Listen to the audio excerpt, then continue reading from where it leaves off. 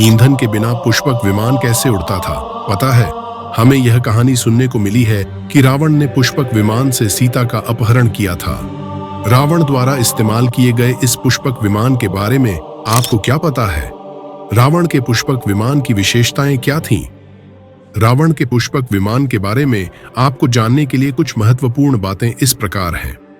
रावण तकनीक के उपयोग में बेहद जानकार था। रावण रामायण में एक खलनायक के रूप में आता है। उसने राम की पत्नी सीता का अपहरण करके उसे अपने कब्जे में रखा था। हम रामायण की कहानी में देख सकते हैं कि रावण ने सीता को पुष्पक विमान में अपहरण किया था। यह विमान रामायण काल का है। रावण ने इस पुष्पक विमान में काफी शक्ति भर रखी थी। आज के विमानों और तब रावण द्वारा उपयोग में लाए गए इस पुष्पक विमान में बहुत अंतर है। यहाँ इस पुष्पक विमान की विशेषताओं के बारे में बताया गया है। 1. आकार में परिवर्तनशीलता। पुष्पक विमान का आकार मोर की आकृति जैसा था। इसे रावण अपने यात्रा के लिए इस्तेमाल करता था। रावण अपने जरूरत के अनुसार इस पुष्पक विमान के आकार को बदल लेता था। कभी यह पुष्पक विमान बड़ा होता तो कभी यह आकार में छोटा हो जाता। इसी कारण रावण इस पुष्पक विमान का अधिक उपयोग करता था। 2. ईंधन के बिना उड़ने वाला विमान।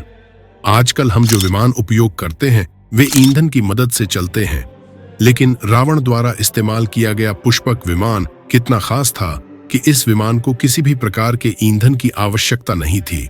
यह बिना ईंधन के सिर्फ हवा में उड़ने की क्षमता रखता था। 3. पुष्पक विमान की गति। यह कहना गलत नहीं होगा कि रावण द्वारा इस्तेमाल किया गया पुष्पक विमान आज के विमानों से अधिक समृद्ध था, क्योंकि इस विमान के द्वार स्तंभ पूर्ण रूप से सोने और विभिन्न रत्नों से बने थे। पुष्पक विमान कितनी तेजी से उड़ता था, यह उसी तेजी से उड़ता था जितनी तेजी से हमारा मन बदलता है। झपकने में यह किलोमीटरों की दूरी तय कर लेता था। पुष्पक विमान को पीछे छोड़ने की क्षमता किसी भी और आकाशीय यंत्रों में नहीं थी। 4. पुष्पक विमान मूलतः रावण का नहीं था।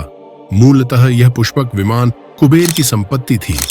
कुबेर से रावण ने इस पुष्पक विमान को छीन लिया और राम के द्वारा रावण की मृत्यु के बाद विभीषण के शासन में पुष्पक का उपयोग किया जाता था। यानी विभीषण इस विमान का मालिक बन जाते हैं, फिर वह इसे फिर से कुबेर को वापस लौटाता है। रावण का पुष्पक विमान बहुत खास गुणों के साथ था। यह रावण की आवश्यकता के अनुसार अपने आकार और उड़ान की गति में परिवर्तन कर सकता था। आज हम ऐसा पुष्पक विमान देखने में असमर्थ हैं।